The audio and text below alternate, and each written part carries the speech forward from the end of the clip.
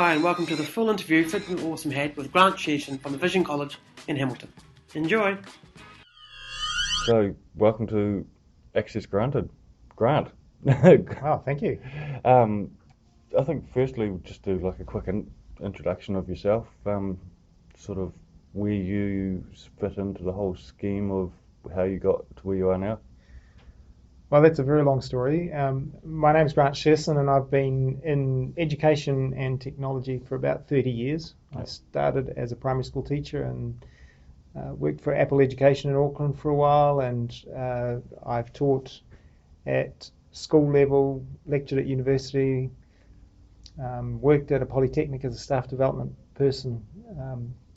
Pretty much you name it, I've done it. Online, been an online tutor as well, but I've always been interested in websites and building websites, and got an opportunity here to combine both of those, put the teaching and the websites together. So I teach web design here at Vision College, and I'm the course coordinator for that, which means I have the opportunity to have some input into how it's developed. And I love it. It's great. Yeah, and up until recently, you were head of school? I was head of school for a while, when I first arrived. And I've since then passed that on to one of the guys in Christchurch who's looking after that now. Yeah. So Vision College as a whole, with the ICT department, what courses are provided? What skills are being learned? We offer two main courses, one in software development and the other in website development, that in all three campuses, in Auckland, Hamilton and in Christchurch. But also in Christchurch we have a group of courses under the Electech banner, which involves more hardware and networking type computer courses. Yeah. But the ones in Hamilton that I have the most to do with is the software course and the web course. Yeah. In the environment with the education side of things and tech, there's a lot of competition. So how do you stand out amongst the pack? We have the advantage that we have a very targeted course, and the web design one is the one that I mostly know about. So we have a one-year course that focuses solely on web design and development. Whereas if you were working in one of the other polytechnics or the university, you're likely to do web design and web development as part of another qualification. So it's only a small part of a bigger qualification. Yeah. So a very targeted course about web design over the 1 year is what sets us apart. UB are another company that do a similar thing. Yeah. And they have a 1 year course that covers the same sort of things that we do. Yeah. I mean, it's an ever-evolving industry though, and generally in education, I don't know, would you say it's the government sort of say, this is what you have to do. So how do you stay relevant in an ever-evolving industry as well as keep them happy? Well, the way to do it is to focus on the assessment staying the same, but the content changing. So, for example, building the assessment that's been approved by the government that we do that relates to building a website hasn't changed, but when I first arrived 2.5 years ago, we were still teaching layout using tables. Yeah. To form a website, but now of course that's we don't do that. We do it all basically around responsive and liquid based design styles, but the assessment hasn't changed. We still have to build a website. So is the government needs quite broad, is it? Like not descriptive saying how it must be done? It refers to things like XHTML, which we don't use. We use HTML5. So there are some specific things that are mentioned, but fortunately those things aren't very different. Yeah. But the expectation that you can build a website for a particular company and be able to meet those assessment requirements without having to actually change your assessments. Yeah. That makes it so that we can be a little bit adaptive, yes. Yeah. So I mean, naturally even in the last 2 years, those needs would have changed dramatically from what a company wants 5 years ago or 2 years ago to what a company wants and needs now. Yes, more the technical side of what's required has changed. That's more the case than actually having to change what you're offering. You are offering to a business a well-planned, well-designed website that has the range of functions that they're going to need. Now, those functions may have changed, but the actual website itself is still a way of communicating between a company and their clients. Yeah. So, what's the environment with learning? How do the kids? I say kids, and I was one of the kids not so long ago. How do the students learn all this? Like, what's the sort of guts of how you go about teaching them? Well, obviously, we break down the course into the components that they're likely to need when they are out in the workforce.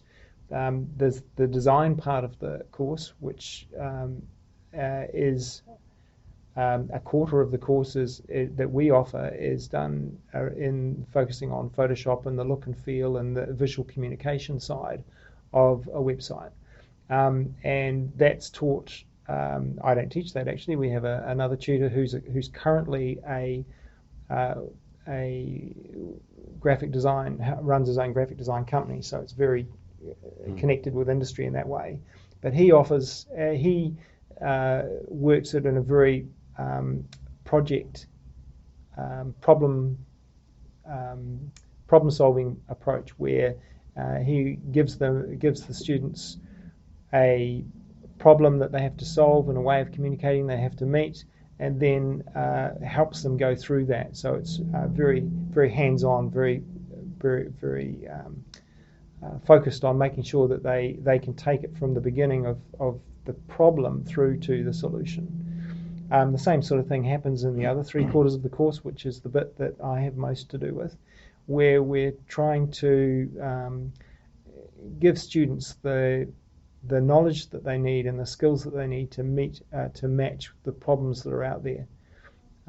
So we teach introductory HTML and CSS, which is the styles sheet approach to websites. We also teach JavaScript and programming, and we do a bit on the project side of building a website. So how do you put together a proposal for a potential client, and how you do things like storyboarding or layout type work. And as well as that, we teach the server side, back end stuff involving databases with both the Microsoft family in using Visual Studio to do ASP.NET, and we also do PHP type programming back end server side. In a lot of in learning environments, it's nothing like real world sort of learning, and people are coming out with experience on how to build a website, how to do this and software, blah blah blah, but they're not learning how to deal with clients and that sort of thing. What does Vision provide that, as opposed like anything to get people ready to actually deal with their clients?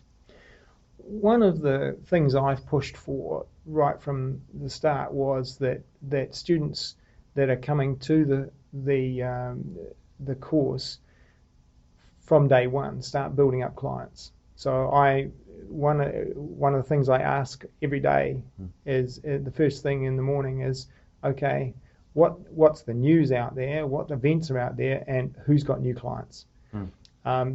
Because by the end of 1 year, if you haven't built up clients that you can use as a portfolio for a potential employer or to start you off as a freelancer, then the jobs that are out there, people say, oh, we're looking for 3 years experience or 5 years experience. If you are trying to start building your experience when you finish the course, that's a little bit too late. You really need to be building the experience right from day one. And the advantage there, of course, is that during the course, you've got all your other students and the tutors who are able to help you with those clients to actually build up that relationship, to build up that portfolio. So as much as possible, we want our students to come out with 4, 5, 6 clients at the end of that year, as well as having done the study that they're doing. Now, one of the things that has come up a lot with speaking to tech professionals on this show is a lack of new people coming into the industry when quite obviously they're being trained up. Do you think the problem is that they are being trained up but they're going off to become freelancers and do their own thing, or are they going overseas, or why is this stigma that there are no Kiwis in the tech industry available to go and work for these bigger companies? That is an interesting concept. I think that's only true in Wellington and Auckland. I think in the smaller centres there are plenty of people. There's people are matching up with the work that's available. I mean, in Hamilton, for example, there's over 130 web companies. A lot of those are 1 or 2 people. Smaller operations. Small companies, not small people, small companies who are doing a lot of their freelance work that way, and are probably doing something else as well. Yeah.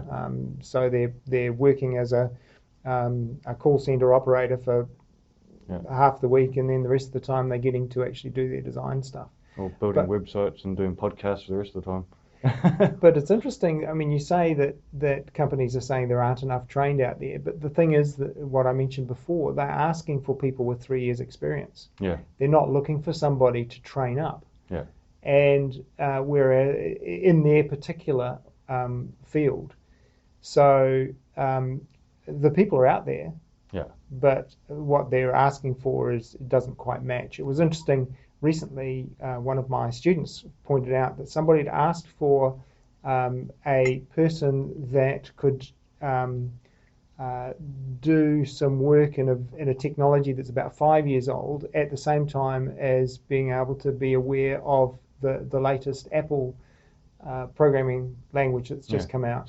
Swift. And so in the same ad, they were asking for somebody with experience in things that were 5 years apart, which seemed really, really odd. So odd. Perhaps it's just that the companies are not advertising with the students or the recent graduates in mind, and yet those recent graduates would be brilliant. Do you think those industries maybe need to look at putting in place a way of feeding their own business, bringing in the students and building them up to be great people and then trying to retain them themselves? Yes, well, I mean, I talked with one of the heads of one of the companies in Hamilton, actually, and she said that the people that she employs, they really learn the job once they start. Yeah. She's still expecting a high level of experience and a high level of skill, but she's not expecting them to know her business. Yeah. That's what they learn when they start there. And so those sort of opportunities, the students are teachable. Obviously, they've been in a teachable environment for the previous year at least, and here's an opportunity for them to take on a job at a bigger business that they also need to learn. They can't go in being really all-knowing, because the business is going to have its own systems, its own processes, its own approaches. Even things like the way they do their code formatting could be significantly different enough that the person going in there has to be ready to learn. Yeah. And so I suppose everybody does it differently as well. Everyone's got their own style. That's exactly right. And so somebody with 3 years experience, different dialects. somebody with three years experience may not actually have the right 3 years experience to be helpful. They might have to unlearn some things. So taking a fresh graduate, I think, would be a far better opportunity for a lot of these businesses. It's almost like there needs to be a way of getting these tech companies in touch with these students. Like there just doesn't seem to be a format in New Zealand for that. Well, I mean, you've got three places these students are going. You've got the web design companies themselves, and you've got the freelancing. Yeah. But you've also got a whole other group of people where you've got a business that just has one web person. Now, they don't really know what they're looking for. So they're a slightly different breed. But I see that those people there's more opportunities for that sort of job than there is necessarily in the web companies themselves. So what's the connections between tech education and these Kiwi companies? Like, how can they connect? Well, ways they could connect. Well, there's several of those. One is most of the qualifications that are in New Zealand, the government requires them to have an advisory group that's in industry. So if you are the person that's a director of a small company or something in the web environment, then it would be really good if you actually went to somebody that's offering a course and said, can I help you on an advisory group? So you might actually commit yourself to like 2 evenings a year to actually sit on and make sure that the students that are coming through are getting the qualifications that match the industry the way that you see it. So that'd be one way to get involved. It's almost like the people in these companies could be giving back to the industry by coming and helping out. Absolutely, and they're people obviously with and is that huge on the software experience. side as well?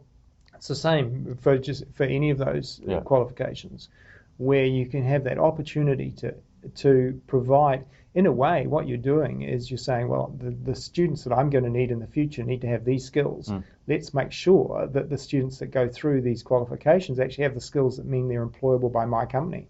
You've got a great opportunity as to actually influence how many students are available that for you to build your company in the long term. So it's a win-win, really. So for these companies in Auckland and Wellington that are saying they've got this shortage, Hamilton's almost looking like a honey hole for them. Yes, we actually have a lot of students that would love to be working in those sort of environments that don't necessarily want to move to Auckland or Wellington though. They like the idea of being in a slightly smaller environment. But then again, working remotely is not a big deal. Well, we've got the technology now, haven't we? That's exactly right. Now, there's a couple of more areas where businesses can help, and that is that. I mean, for example, we run here. I help. Well, not we run. I am involved in the meetups that we have, the local meetups to do with technology. Those sorts of things where you've got a chance to meet between students and businesses. And that's just through the Meetup website? It is just through the Meetup website. There's always opportunities to actually go there and actually by casually talking to to students and other people that are freelancing and that sort of thing, businesses could easily pick up. I met some great people at the last Meetup that you held. That's right. So those sort of connections are ones where it's not a formal job interview, but you actually, by talking with somebody, find people that are like-minded, that would really work in your business, that may not get past an HR company, but would actually be really perfect. So that's another way of finding, of getting connected. And of course, last of all, well, not last, but another way is by offering to take interns. People that are ready to volunteer their work just as for experience. If there's any way that you can get those people in there, that's quite often a way that somebody ends up, it's another win-win really. Well, you're getting someone who's fresh and you can mould them, I suppose. Absolutely. Have a perfect staff member. and see whether they match the sorts of things that you're doing. Yeah. Your business philosophy, and whether they've got the skills that meet a gap in your business. And so those sort of opportunities would be, I mean, anybody coming to me saying, look, I'm looking for an intern to work in perhaps some jQuery work or that sort of thing, and I'm happy to point people that would work with them. Yeah, and one of the last questions I've been asked here by Mike to ask is, what's up with the lack of women in the tech industry? Well, I don't know whether Mike's just sick of going to tech events and it being a sausage fest or what. Well, yeah, my classes, I've had one class that was all guys. Yeah. Other than that, my classes have between a third and half women. So I'm not sure that it's quite that that bad. dire. The person who runs a company locally in Hamilton I mentioned before is a woman running a tech company, a web company. Who's that? That's Claudia from Room 9. Okay. So there are companies, there are definitely, I think what we need is people that are the heroes, that can become champions of become champions.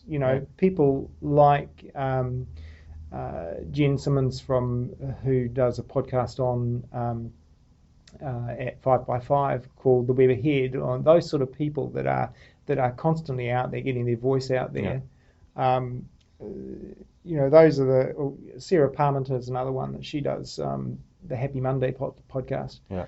I listen to a lot of podcasts. Yeah.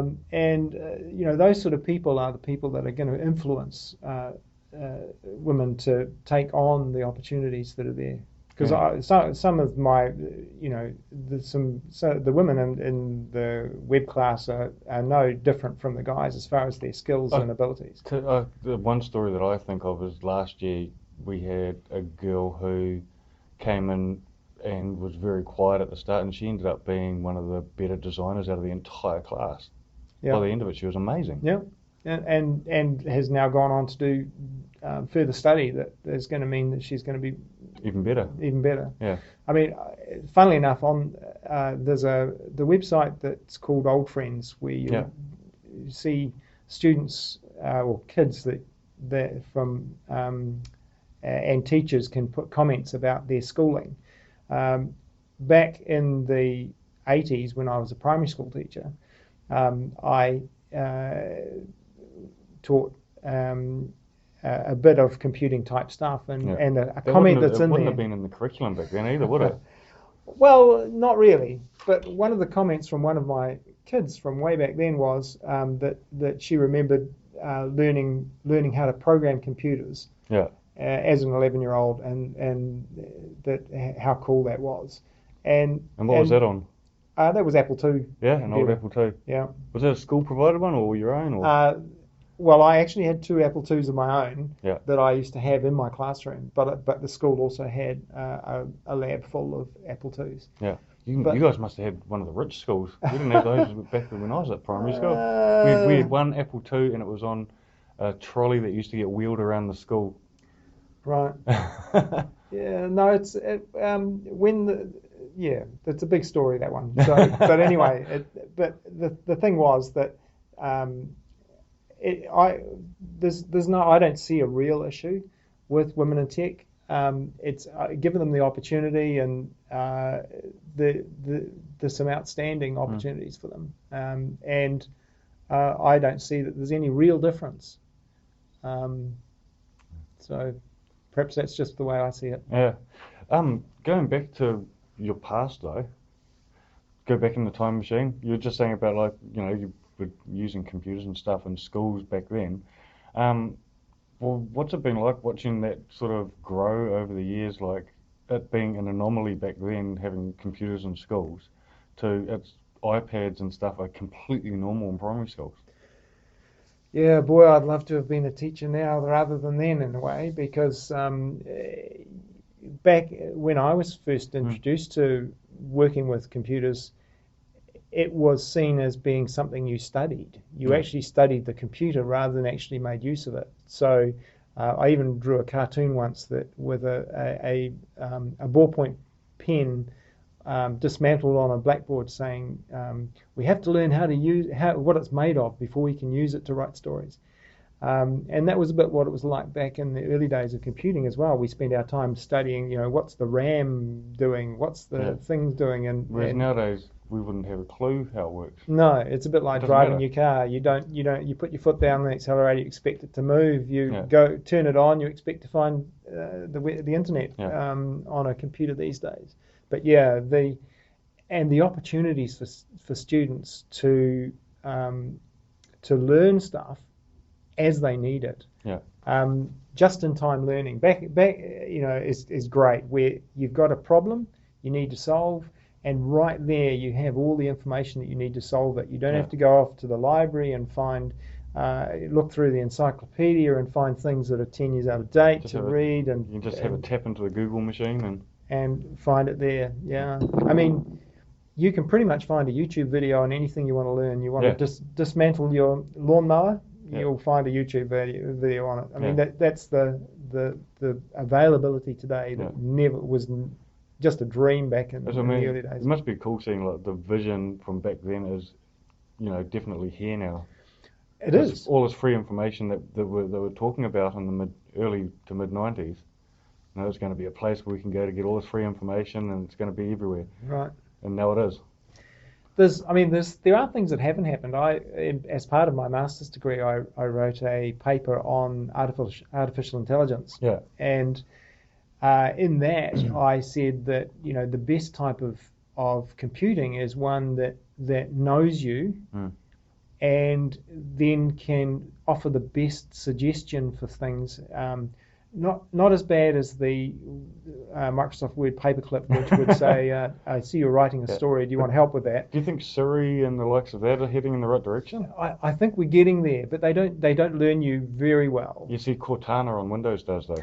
Yeah, well, that's where we're starting to see some of those things happening. So if I turn on Cortana on my phone in the morning, it gives me the news that it thinks I want to know. Right. Tells me what the weather's like in Hamilton. But I'm thinking more about the learning opportunity. So you're sitting there and you're about to write a line of code, and your brain's ticking over it, and then you think, normally you're just going to have to go Google and find something that's similar or something like that. But if the computer could actually go, I think I could filter out, I know what this person does, I know what they're currently doing, let me filter out a whole bunch of stuff that's just specific for this moment. We aren't there yet, but we're getting that way. Definitely. It is an interesting thought. And just while we're on Apple, you were one of the early players in Apple in New Zealand. I was a bit. And I got your description completely wrong when I sent it off to Mike and Raj the other day, and you corrected me. So what was it you did at Apple? Well, when I left teaching, I worked for the Apple Education Centre in Auckland. There were two guys who... Does that still exist? They then became part of Renaissance. Okay. But at the time, the Apple Education Centre was responsible for looking after polytechs and schools in Auckland. And my job, actually, I was their service manager. So I actually went in there and repaired computers. Yeah. That was what I left teaching to go and repair Apple computers. Yeah. But then I set up a training centre at Apple Education as well. I've never found it. I can't not teach. Yeah. It must have been an interesting time to be involved with Apple, because they were very much sort of neck and neck with Microsoft at the time, but they were starting to drag behind, would you say, at the time? Or? You're missing a whole other story there. What's the other story? The other story is, of course, Apple then, when you had Apple II days, you also had the BBC, Amstrad, Commodore, all of those ones. So Apple was not dominant in schools. Yeah. It was only one of, say, 4 or 5 different possibilities, and of course IBM was only one of those as well. Yeah. So you also had the Spectrum and... it was more for schools. It was BBC. BBC was I didn't the realise big the thing. BBC was quite big here. Oh, it was huge. Yeah. So you had the... Is it about the same time as Acorn and all that? Yes. Yeah. Yes. And so yes, it was quite an interesting time where you could go into a school and you could end up with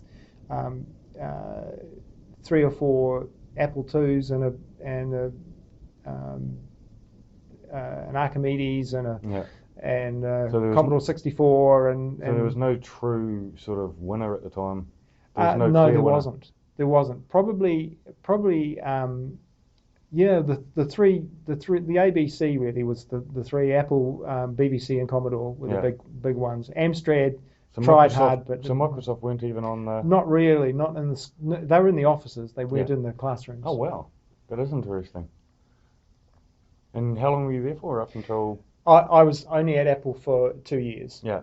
Apple Education for 2 years, and then I started working for an importing firm that imported the Macromedia range of products that predates Adobe. Yeah. And also worked with video editing cards in the early days. So it was very, very. You have quite a deep history in the tech industry in New Zealand, haven't you? I like tech and I like education. I like teaching. So yeah. Yeah.